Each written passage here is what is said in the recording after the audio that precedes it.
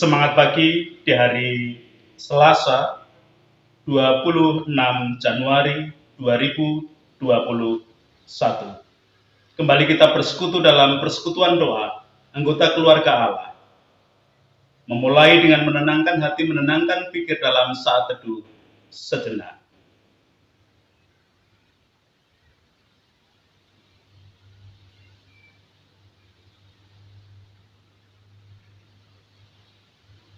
Pertolongan kita hanya berasal dari Allah yang telah menciptakan langit bumi beserta segala isinya. Kasih karunia dan damai sejahtera yang dari Allah Bapa kita dan Tuhan Yesus Kristus ada pada saudara sekalian. Amin. Anggota keluarga Allah, perenungan Sabda hari ini menggunakan tema yang mengambil dua ungkapan Jawa. Atine momot amarga asrah jiwa. Ungkapan Jawa yang pertama adalah atine momot, terdiri dari dua kata, ati yang berarti hati dan momot berarti bersedia menampung semua. Ungkapan ini menunjuk pada orang yang sabar menanggung segala sesuatu yang terjadi pada dirinya. Sekalipun ia sangat diperlakukan tidak enak, dia tetap sabar. Sekalipun ia dirugikan, ia juga tetap sabar. Dalam berbagai pengajaran budaya Jawa, intinya adalah kesabaran. Orang yang sabar akan memperoleh banyak kebaikan. Sebaliknya, mereka yang tidak sabar akan memperoleh dan menemui banyak masalah dan tidak mendapatkan apa yang diinginkan. Gerusa-gerusu, kebalikan dari sabar, biasanya mendatangkan orang menemukan masalah yang begitu banyak. Sabar dalam hal ini bukan dalam pengertian tidak melakukan apa-apa, bukan. Justru sabar dalam hal ini yang dimaksud adalah manusia selalu berusaha, berikhtiar dengan sekuat tenaga tetapi menyerahkan keputusan akhirnya pada kepastian Tuhan saja. Ungkapan Jawa yang kedua adalah asrah jiwa.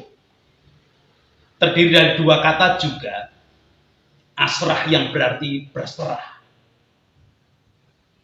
Jiwa sama dengan jiwa, menyerahkan hidup dan matinya kepada sesuatu yang diyakini menjadi sesuatu yang sangat benar dan dia kemudian mewujud nyatakan dalam segala kehidupan. Anggota keluarga Allah, demikian pula mestinya yang terjadi di dalam kehidupan anggota keluarga Allah atau orang percaya. Orang percaya harus memiliki hati yang momot karena asrah jiwa. Kita akan mencoba belajar kepada para rasul yang pada waktu itu memiliki mewujudkan hati momot karena asrah jiwa. Di dalam bacaan Kisah Para Rasul, pasal yang kelima, ayatnya 33 sampai dengan ayat 42, demikian. Mendengar perkataan itu sangatlah tertusuk hati mereka dan mereka bermaksud membunuh rasul-rasul itu. Tetapi seorang Farisi dalam mahkamah agama itu, yang bernama Gamaliel, seorang ahli Taurat yang sangat dihormati seluruh orang banyak, bangkit dan meminta supaya orang-orang itu disuruh keluar sebentar. Sesudah itu ia berkata kepada sidang, "Hai orang-orang Israel, pertimbangkanlah baik-baik. Apa yang hendak kamu perbuat terhadap orang-orang ini? Sesudah dahulu telah muncul si Teudas, yang mengaku dirinya seorang istimewa. dan ia mempunyai kira-kira 400 orang pengikut. Tetapi ia dibunuh dan cerai-berailah seluruh pengikutnya dan lenyap. Sesudah dia, pada waktu pendaftaran penduduk muncullah si Yudas, seorang Galilea. Ia menyeret banyak orang dalam pemberontakannya, tetapi ia juga tewas dan cerai-berailah seluruh pengikutnya. Karena itu, aku berkata kepadamu, janganlah bertindak terhadap orang-orang ini. Biarkanlah mereka, sebab jika maksud dan perbuatan mereka berasal dari manusia, tentu akan lenyap. Tetapi kalau berasal dari Allah, kamu tidak akan dapat melenyapkan orang-orang ini. Mungkin ternyata juga nanti bahwa kamu melawan Allah. Nasihat itu diterima. Mereka memanggil rasul-rasul itu, lalu menyesah mereka dan melarang mereka mengajar dalam nama Yesus. Sesudah itu mereka dilepaskan. Rasul-rasul itu meninggalkan sidang mahkamah agama dengan gembira karena mereka telah dianggap layak menderita penghinaan oleh karena nama Yesus. Dan setiap hari mereka melanjutkan pengajaran mereka di bait Allah dan di rumah-rumah orang yang memberitakan Injil tentang Yesus yang adalah Mesias. Demikian kesaksian Kisah Para Rasul 5 ayat 33 sampai dengan 42. Anggota keluarga Allah, para rasul pada waktu itu sedang dihadapkan pada sidang mahkamah agama Yahudi. Itu berarti mereka berada pada persidangan agama tertinggi di bangsa Yahudi. Di dalam persidangan mereka tidak menjadi hakim, tidak menjadi jaksa atau panitera, melainkan mereka menjadi pesakitan. Pesakitan pun tanpa dukungan dan bantuan pengacara. Bukan karena pengadilan yang lebih rendah menyatakan mereka bersalah untuk naik banding di pengadilan tinggi agama atau mahkamah agama. Tetapi karena mereka menerima penolakan, hujatan, bahkan perintah, pokoknya mereka dilarang keras mengajar dalam nama Yesus. Ayat 27 memberikan kesaksian kepada kita. Mereka membawa keduanya dan menghadapkan mereka kepada mahkamah agama. Imam besar mulai menanyai mereka, katanya, dengan keras, kami melarang kamu mengajar dalam nama itu. Bukankah hal yang paling sulit dihadapi itu ketika menghadapi ilmu atau pemahaman pokoknya. Segala sesuatu kalau sudah pokoknya itu sulit dilawan. Pokoknya tidak boleh kamu mengajar dalam nama Yesus, ya sudah. Berarti kehendak majelis agama, kehendak imam besar yang harus dilakukan. Tetapi para rasul memberikan jawaban, mereka lebih takut kepada Allah. Mereka akan taat kepada Allah daripada taat kepada majelis agama dan imam besar. Itulah wujud asrah jiwa dari para rasul, di mana mereka memasrahkan hidup matinya untuk sesuatu yang diyakini paling benar, yaitu tentang Kristus, Yesus, anak domba Allah, Mesias yang menghapuskan dosa dunia. Dan mereka rela menjadi saksi karena mereka sudah dikuasai Roh Kudus. Wujud asrah jiwa dari para rasul. Para rasul memilih taat kepada Allah daripada kepada imam-imam kepala, imam besar dan ahli Taurat. Namun demikian, para rasul tetap bersedia menghadapi tuntutan dan ancaman pembunuhan dari para pemimpin agama Yahudi. Mereka memiliki hati momot. Para rasul tetap bersabar menghadapi semuanya. Para rasul berkeyakinan bahwa kepastian yang akan terjadi adalah kepastian atau ketentuan Tuhan. Bukan rencana manusia, bukan rencana para pemimpin agama Yahudi, bukan rencana imam besar agama Yahudi. Dan keyakinan yang demikian benar adanya. Tuhan pun memakai Gamaliel, seorang Farisi, seorang ahli Taurat yang sangat dihormati oleh orang banyak. Pada waktu itu Gamaliel kemudian berdiri. Gamaliel meminta agar para rasul itu tidak dibunuh. Dalam hal ini, Gamaliel sendiri mempunyai keyakinan bahwa segala sesuatu kepastiannya hanya milik Tuhan. Ayat 38b dan 39 memberikan kesaksian kepada kita, biarkanlah mereka, sebab jika maksud dan perbuatan mereka berasal dari manusia, tentu akan lenyap. Tetapi kalau berasal dari Allah, kamu tidak akan dapat melenyapkan orang-orang ini. Mungkin ternyata juga nanti kamu melawan Allah. Nasihat itu diterima. Belajar bersama dan kepada para rasul yang atine momot amarga asrah jiwa. Menghadapi apapun permasalahan kehidupan yang sedang terjadi, badai kehidupan, kita harus tetap meyakini bahwa semua yang terjadi nanti hanyalah kepastian kehendak Allah yang terbaik. Bukankah sebagai anggota keluarga Allah, kita juga mengakui bahwa karya Allah di dalam Yesus Kristus, Sang Anak Domba Allah yang menghapuskan dosa dunia, menghapuskan dosa kita, itu memang benar-benar berkuasa. Allah di dalam Kristus Yesus mempunyai kuasa di atas segala-galanya.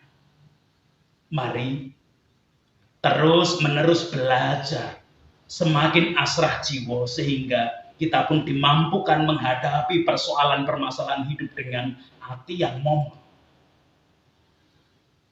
Badai hidup memang ada, tetapi kita mempunyai hati momot untuk menghadapinya karena keyakinan kita segala sesuatu kepastiannya hanya milik Tuhan. Bukan berarti kita pasif, tidak melakukan apa-apa. Bersama para rasul, kita tetap berkarya, mewujudkan kesaksian akan keyakinan yang ada dalam diri kita tentang kuasa Allah di dalam Kristus yang menghapuskan dosa dunia. Itu di atas segala-galanya. Seperti para rasul yang tetap dengan gembira hati menghadapi apapun permasalahan mereka, bahkan ancaman pembunuhan yang mereka terima. Bukan ketakutan yang menguasai hati mereka, tetapi sukacita karena Allah ada di dalam diri mereka. Kita pun bisa turut ambil bagian di dalam kesaksian tentang kuasa Tuhan dalam hidup kita. Ayat 41-42, saya ulang sebagai penegasan bagian perenungan hari ini. Rasul-rasul itu meninggalkan sidang mahkamah agama dengan gembira, karena mereka telah dianggap layak menderita penghinaan oleh karena nama Yesus. Dan setiap hari mereka melanjutkan pengajaran mereka di bait Allah dan di rumah-rumah orang dan memberitakan Injil tentang Yesus yang adalah Mesias. Tuhan memberkati bagi setiap anggota keluarga Allah di dalam mewujudkan kesaksian karena bersedia asrah jiwa dan mempunyai hati yang momot menerima segala kenyataan hidup yang terjadi. Amin. Anggota keluarga Allah, kita akan menanggapi sabda hari ini karena keyakinan kita Tuhan sudah menghapuskan dosa kita dan kita asrah jiwa kepadanya. Kita belajar memiliki hati momok menghadapi pengalaman dan kenyataan hidup dengan kesadaran di dalam nyanyian keyakinan kita melalui Kidung Jemaat nomor 39, Ku diberi belas kasihan.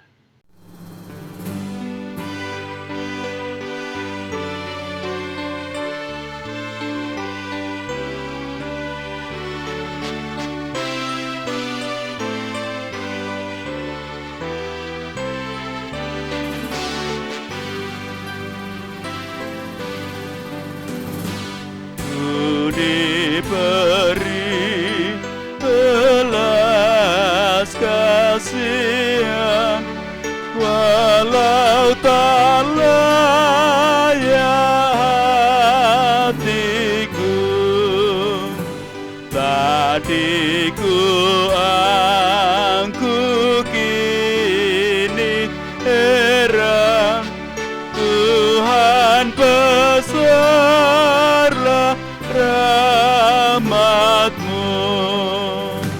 Hitung imanku bergema, rahmat-Mu sungguh mulia. Hitung imanku bergema, rahmat-Mu sungguh mulia.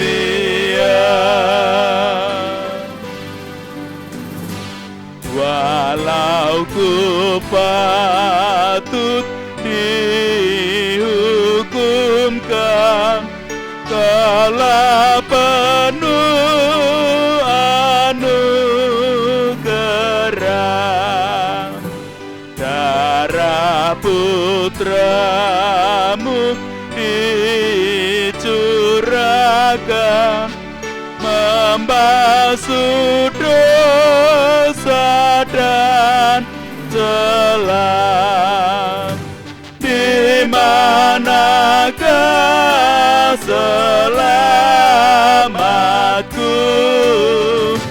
Hanyalah dalam darah-Mu. Di manakah selamatku?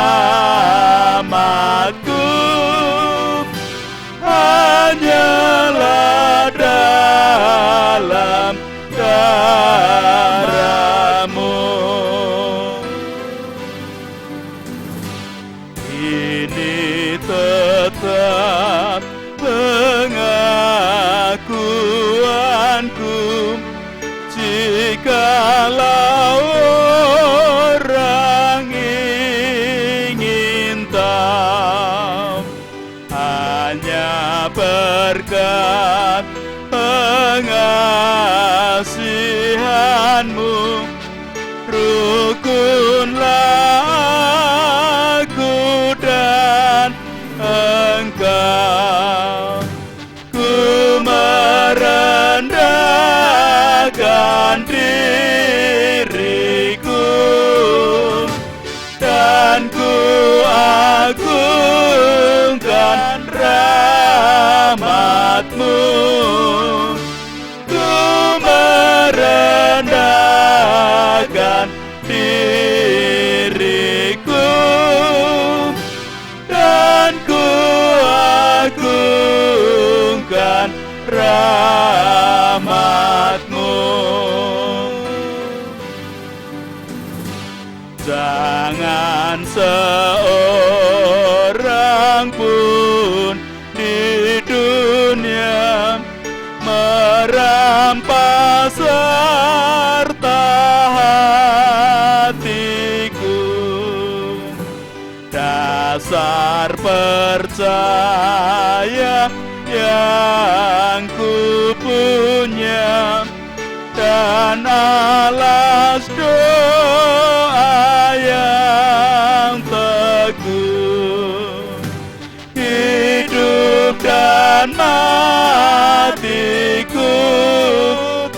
tentram. Rahmat-Mu Tuhan ku pegang, hidup dan matiku tentram. Rahmat-Mu Tuhan ku genggam.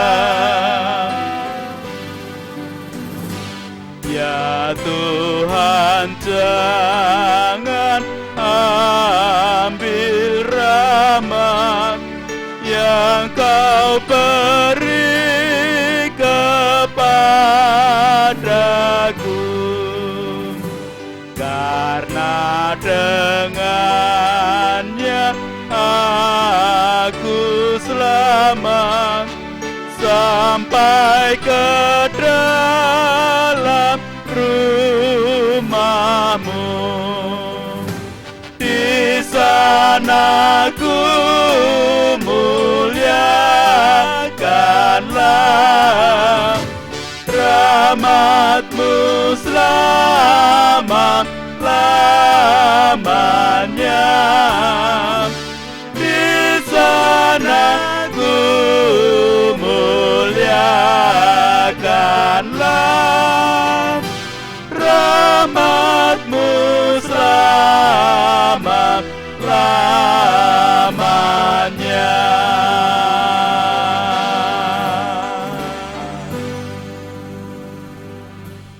Kita berdoa bersama. Terima kasih Tuhan, hari ini kami boleh diingatkan.